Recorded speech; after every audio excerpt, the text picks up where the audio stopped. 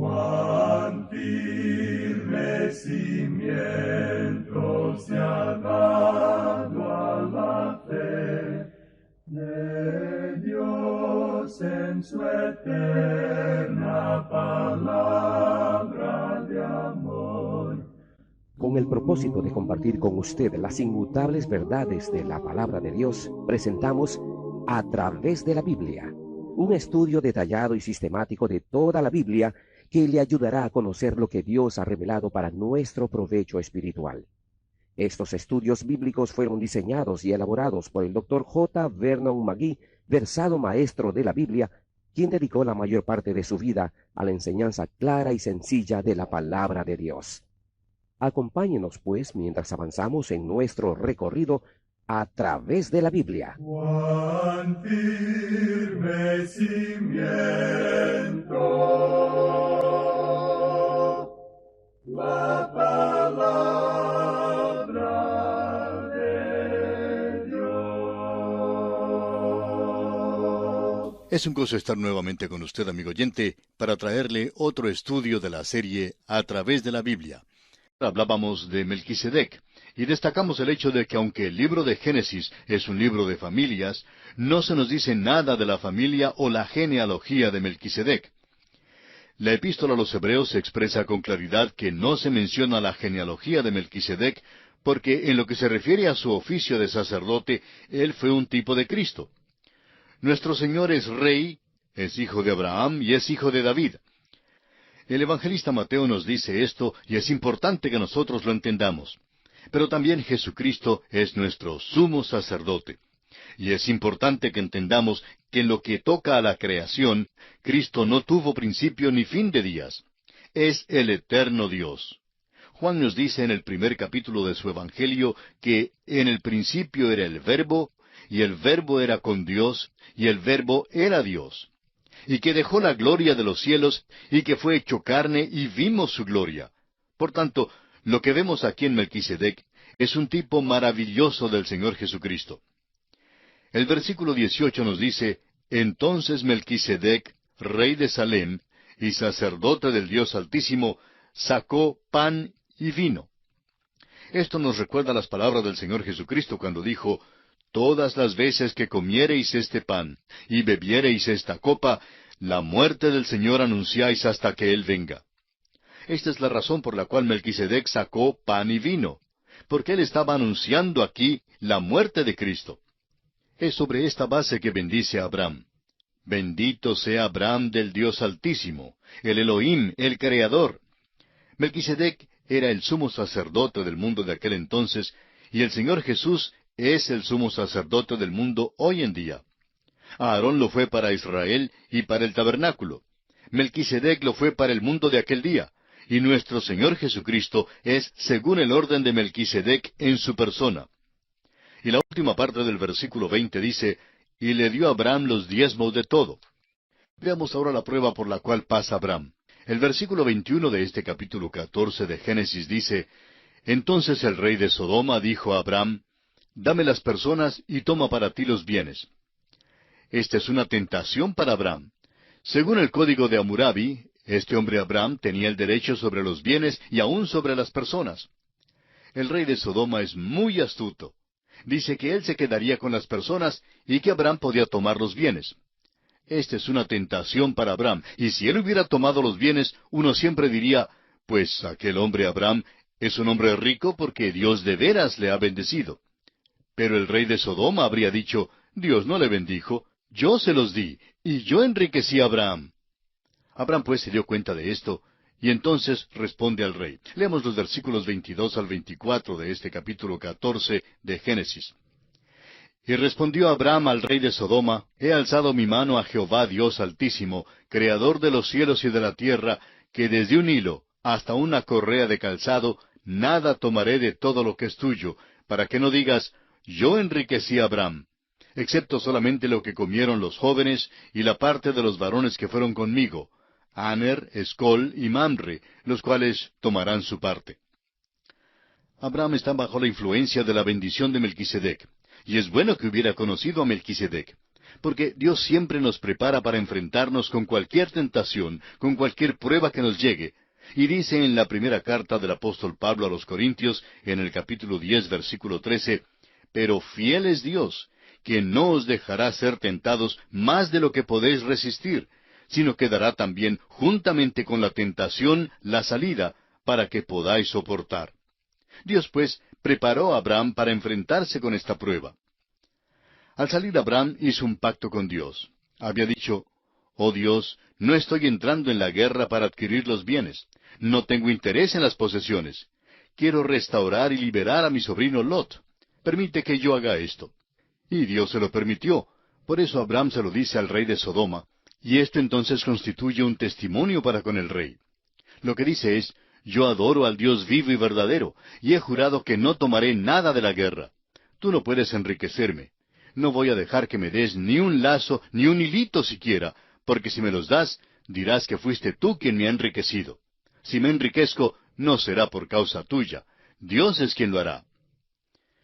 Note usted también, amigo oyente, que Abraham tiene también cuidado de dar la porción legítima a los otros hombres. Ellos tienen derecho a los bienes. Es justo que se les pague lo que comieron. En otras palabras, debe pagárseles por sus servicios. Pero Abraham, por su parte, se cuida de no tomar nada para él mismo. Y aquí concluimos el capítulo 14 de Génesis.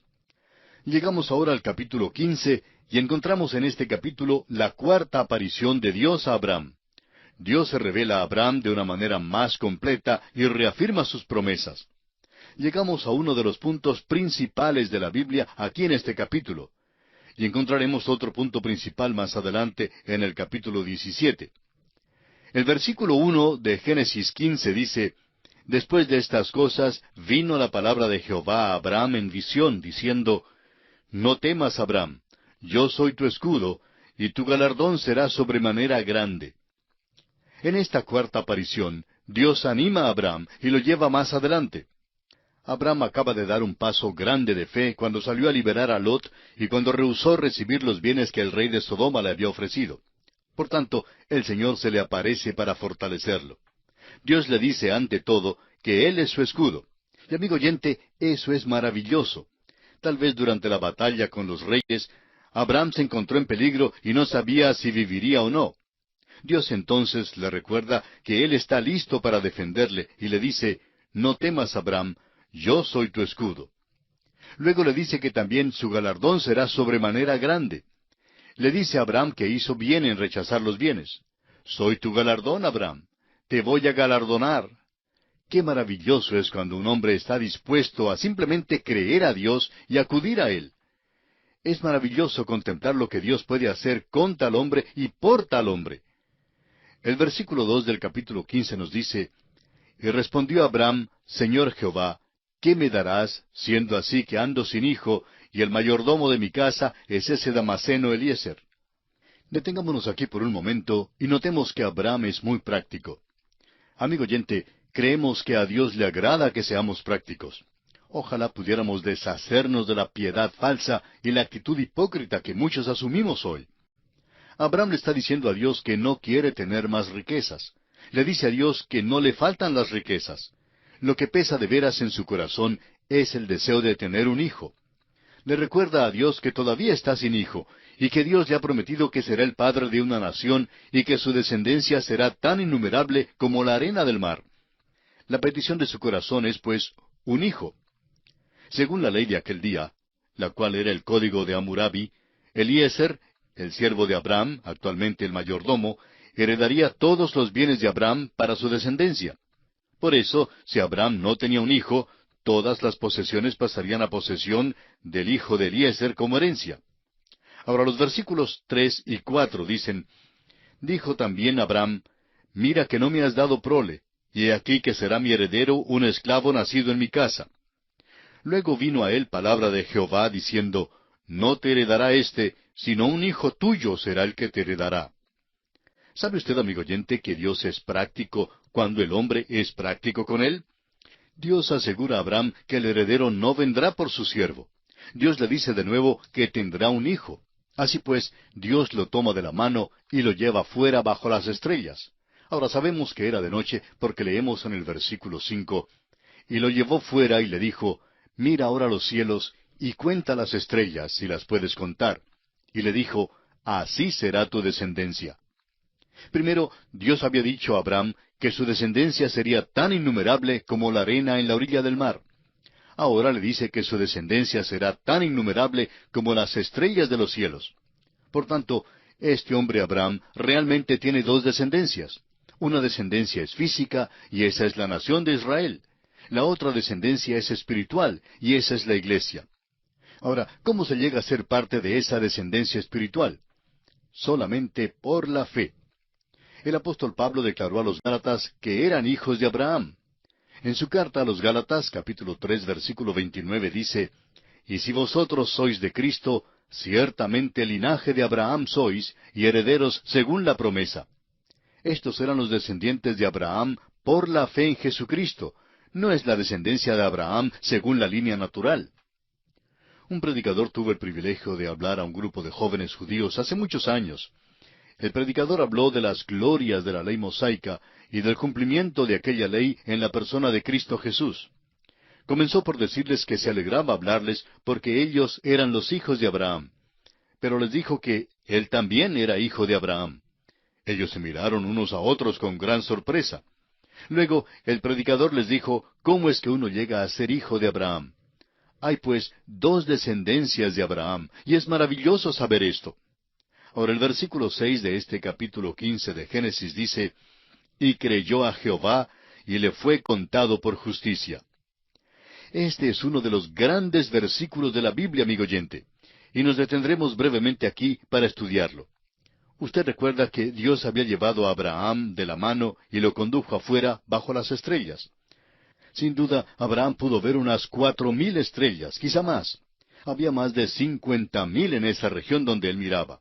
No las podía contar, pero Dios le dijo que si las pudiera contar, luego bien podría contar su descendencia. Él no las pudo contar, y nosotros no podemos contar sus descendientes hoy día. Abraham creyó a Dios. Lo que esto significa en realidad es que Abraham dijo un amén a Dios. Dios dijo, haré esto por ti. Y Abraham le dijo a Dios, te creo. Amén. Y le fue contado por justicia. La fe, amigo oyente, es contada por justicia. Eso es tan importante que tenemos que verificarlo.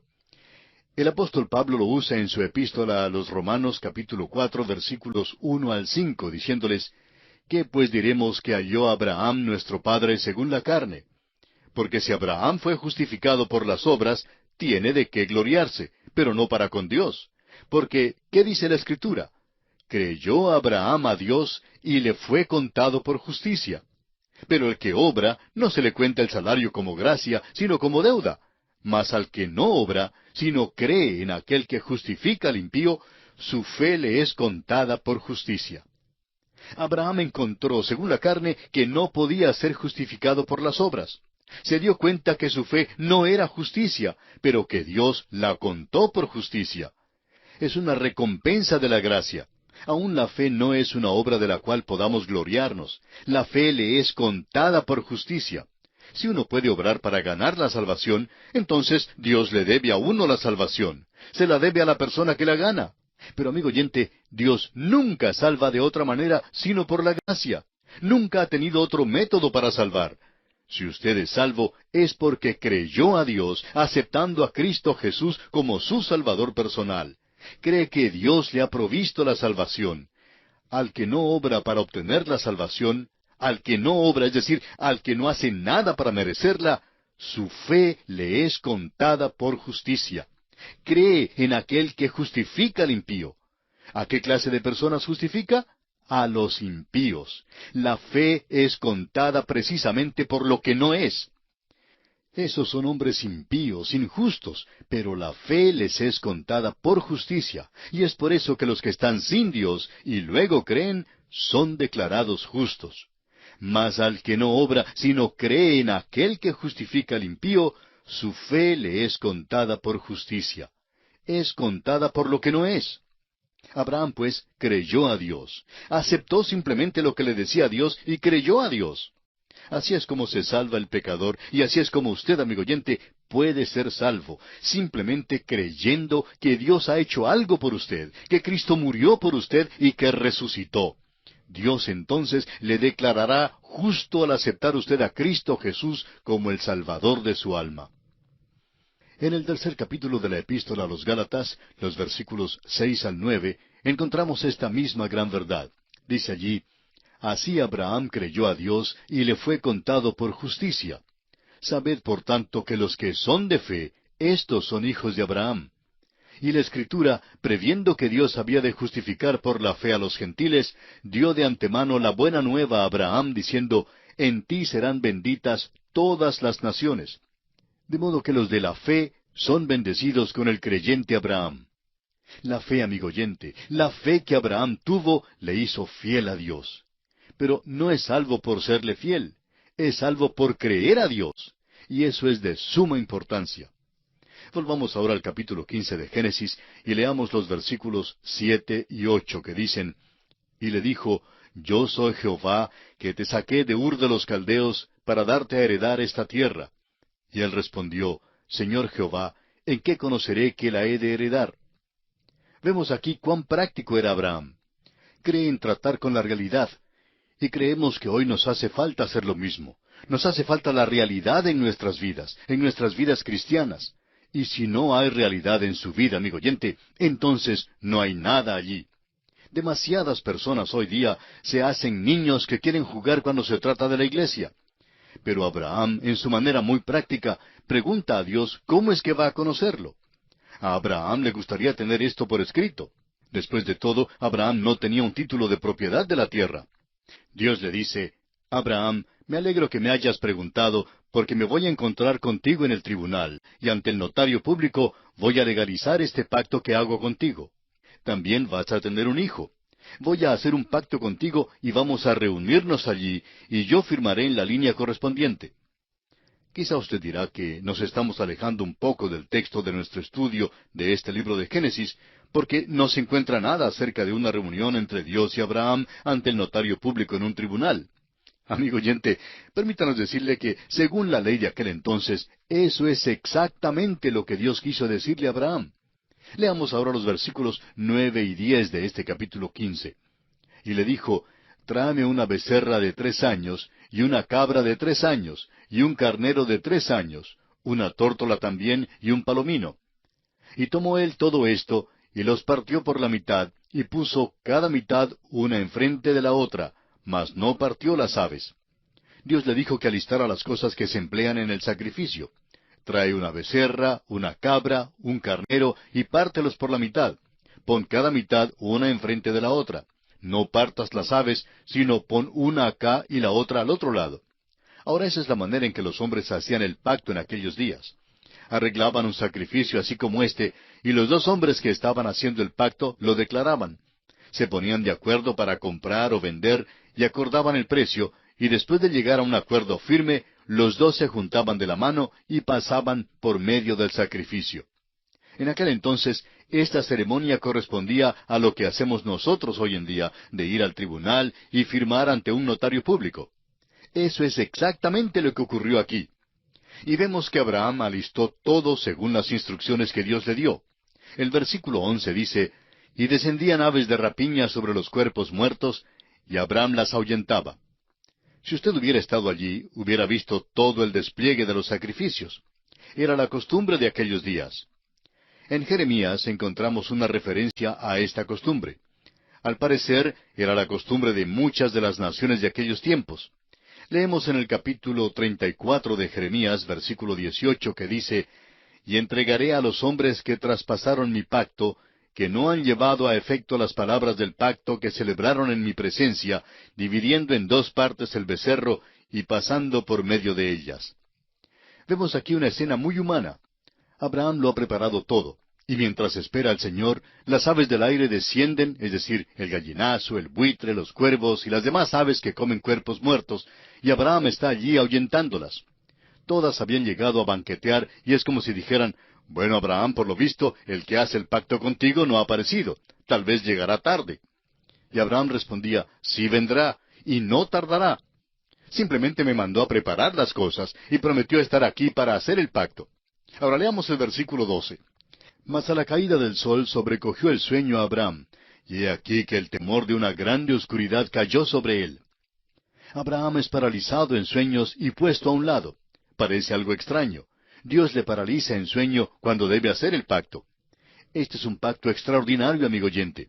Dios va a pasar por en medio del sacrificio porque Dios le ha prometido algo a Abraham. Pero Abraham no va a pasar por el sacrificio porque Abraham no le está prometiendo nada. Simplemente creyó a Dios. Eso es todo. Amigo oyente, eso es exactamente lo que tuvo lugar hace más de 2000 años. Porque de tal manera amó Dios al mundo, que ha dado a su Hijo unigénito, para que todo aquel que en Él cree no se pierda, mas tenga vida eterna. Dios el Padre amó tanto al mundo, que dio a su Hijo unigénito, y el Hijo estuvo de acuerdo en venir a la tierra y morir por los pecados del mundo, los suyos y los míos, para que todo aquel que cree en Jesucristo no se pierda, sino que tenga vida eterna. El Evangelio de Juan capítulo 3 versículo 16 nos habla de eso. Yo no estuve allí hace más de 2000 años para hacer el pacto, pero Dios el Padre y Dios el Hijo lo hicieron. Yo no pude prometer nada, ni usted tampoco. Abraham, pues, no hace promesa alguna. Supóngase que Dios hubiera dicho a Abraham, Abraham, si solo me prometes decir tus oraciones todas las noches, te haré esto. Y supóngase que una noche Abraham se hubiera olvidado de orar. Pues hubiera violado el pacto, y Dios no hubiera estado obligado a cumplir con su parte. Pero gracias a Dios, esa no fue la manera en que hizo Dios el pacto. No pide al hombre que haga cosa alguna.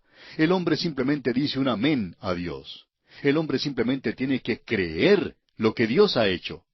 Crea a Dios. Amigo oyente, esa es la salvación, es creer a Dios. Dios fue quien pasó por en medio del sacrificio. Fue Dios quien hizo el pacto. El versículo 13 nos dice, Entonces Jehová dijo a Abraham, Ten por cierto que tu descendencia morará en tierra ajena y será esclava allí, y será oprimida 400 años. En la Escritura se predice 3 veces que esta gente sería expulsada de la tierra. Esa es la primera vez. También predecía que regresarían a la tierra, y regresaron de Egipto. Más adelante se nos dice que fueron llevados cautivos a Babilonia, y también regresaron de allá. Luego, en el año 70 de nuestra era, Jerusalén fue destruida y fueron esparcidos de nuevo. La nación no ha regresado completamente de la dispersión, pero se predice que volverán un día. Los versículos 14 y 15 de Génesis 15 dicen, Mas también a la nación a la cual servirán juzgaré yo, y después de esto saldrán con gran riqueza. Y tú vendrás a tus padres en paz, y serás sepultado en buena vejez. Más adelante veremos cómo se cumplió esto y cómo salieron con gran riqueza.